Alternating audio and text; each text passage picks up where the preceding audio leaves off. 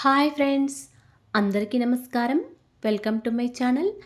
ఈరోజు మన ఛానల్లో మరొక కొత్త రెసిపీ వచ్చేసి కొబ్బరి పచ్చడిని చాలా సులభంగా మరియు మంచి రుచికరంగా ఏ విధంగా చేయాలో చూద్దామండి. ఇలా చేసిన కొబ్బరి పచ్చడి అయితే అన్నంలోకి కాకుండా చపాతీలోకైనా మార్నింగ్ బ్రేక్ఫాస్ట్లోకైనా చాలా రుచికరంగా ఉంటుందండి. ఇంట్లో ఎప్పుడైనా కొబ్బరి మిగిలితే ఇలా చేసుకోండి. అంతేకాకుండా కొబ్బరి తింటే కూడా హెల్త్కి చాలా మంచిది. మరి ఎన్నో పోషకాలున్న ఈ కొబ్బరితో కొబ్బరి పచ్చడిని ఇప్పుడు ఏ విధంగా చేయాలో చూసేద్దాం. కొబ్బరి పచ్చడి చేయడానికి ముందుగా ఒక కొబ్బరికాయని మొత్తం తీసుకొని షెల్ని తీసేసి ఈ విధంగా ముక్కలుగా కట్ చేసుకొని పెట్టుకున్నాను. మీరు కావాలనుకుంటే కొబ్బరి వెనకాల ఉన్న బ్రౌన్ పార్ట్ని తీసేసి పచ్చడిని చేసుకోవచ్చు. నేనైతే ఇలాగే ఉంచి పచ్చడిని చేస్తున్నానండి. ఇప్పుడు పచ్చడి కోసం ఒక 10-15 వరకు పచ్చిమిర్చిని ఈ విధంగా చిన్న ముక్కలుగా చేసుకొని పెట్టుకున్నాను. కొద్దిగా కరివేపాకు, కొంచెం కొత్తిమీర, కొద్దిగా పుదీనాను కూడా ఈ విధంగా అన్నీ కూడా ప్లేట్లో పెట్టుకొని ఉంచుకున్నాను. ఇప్పుడు స్టవ్ ఆన్ చేసుకొని ఒక కడాయి పెట్టుకొని 1 లేదా 2 టేబుల్ స్పూన్ల వరకు ఆయిల్ వేసుకోవాలి. ఆయిల్ వేడయ్యాక ఒక టీ స్పూన్ వరకు పల్లీలు వేసుకొని ఫ్రై చేసుకోవాలండి. తర్వాత ఒక హాఫ్ టీ స్పూన్ వరకు శనగపప్పు, మరొక హాఫ్ టీ స్పూన్ వరకు మినపప్పును వేసుకొని ఫ్రై చేసుకోవాలి. మంచి కలర్ వచ్చే వరకు ఫ్రై చేసుకోవాలండి.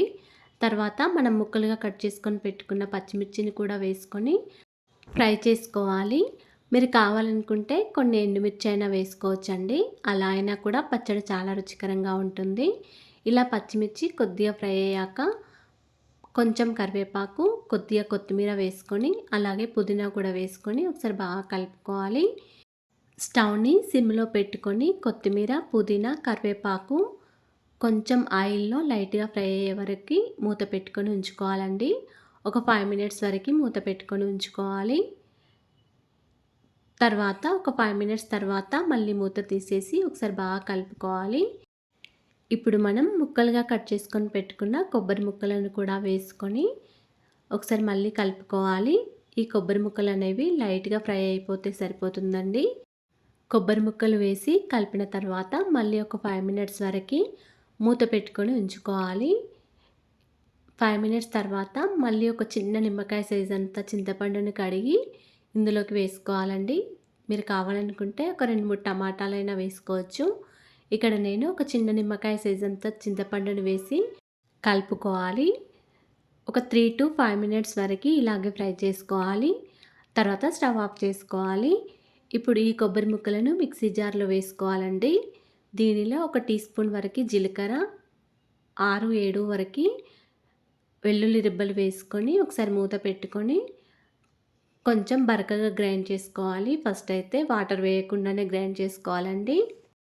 ఇప్పుడు దీనిలో రుచికి తగినంత సాల్ట్, ఒక చిన్న టీ గ్లాస్ వరకు వాటర్ వేసుకొని మళ్ళీ గ్రైండ్ చేసుకోవాలి. ఇక్కడ మీరు బరకగా కావాలనుకుంటే పచ్చడిని కొంచెం బరకగా అయినా గ్రైండ్ చేసుకోవచ్చండి.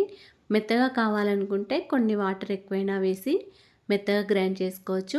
ఇక్కడ నేను ఒక 2-3 గ్లాసుల చిన్న టీ గ్లాసుల వరకు వాటర్ వేసి మెత్తగా గ్రైండ్ చేసుకొని పెట్టుకున్నాను. ఇప్పుడు పోపు కోసం పచ్చడిని పోపు వేయడానికి ముందుగా స్టవ్ ఆన్ చేసుకొని కడాయిని పెట్టుకొని ఒక టేబుల్ స్పూన్ వరకు ఆయిల్ వేసుకోవాలి. ఆయిల్ వేడయ్యాక ఒక టీ స్పూన్ వరకు జీలకర్ర, హాఫ్ టీ స్పూన్ వరకు శనగపప్పు, హాఫ్ టీ స్పూన్ వరకు మినపప్పు వేసుకొని ఫ్రై చేసుకోవాలి. తర్వాత ఒక 2-3 ఎండుమిర్చి కూడా వేసుకొని కరివేపాకు కూడా వేసుకొని ఫ్రై చేసుకోవాలి. కొంచెం ఇంగువ, కొద్దిగా పసుపు కూడా వేసుకొని ఒకసారి పోపును మొత్తం కలుపుకోవాలి. తర్వాత మనం మెత్తగా గ్రైండ్ చేసుకొని పెట్టుకున్న కొబ్బరిని మొత్తం పోపులో వేసుకొని ఒకసారి బాగా కలుపుకోవాలి. పోపు మొత్తం కొబ్బరి పచ్చడిలో కలిసే విధంగా ఒకసారి బాగా కలుపుకోవాలి. ఇది ఒక 2-3 మినిట్స్ వరకు ఇలాగే స్టవ్ మీద కలుపుకుంటూ ఉండాలండి. తర్వాత స్టవ్ ఆఫ్ చేసుకోవాలి. అంతేనండి, ఎంతో రుచికరమైన కొబ్బరి పచ్చడి రెడీ అయిపోయింది. ఇది అన్నంలోకైనా చపాతీలోకైనా చాలా రుచికరంగా ఉంటుందండి. మీరు కూడా ఇలా ఒకసారి ట్రై చేసి చూడండి. ట్రై చేశాక ఎలా వచ్చిందో నా కామెంట్ బాక్స్లో తెలియజేయండి ఫ్రెండ్స్. అలాగే మా ఛానల్ని సపోర్ట్ చేస్తున్న వాళ్ళందరికీ కూడా పేరు పేరున ధన్యవాదాలండి. మా ఛానల్ని సబ్స్క్రైబ్ చేసుకోకపోతే సబ్స్క్రైబ్ చేసుకోండి ఫ్రెండ్స్. అండ్ లైక్ చేయండి, షేర్ చేయండి. మా ఛానల్ని సబ్స్క్రైబ్ చేసుకోండి. Thanks for watching.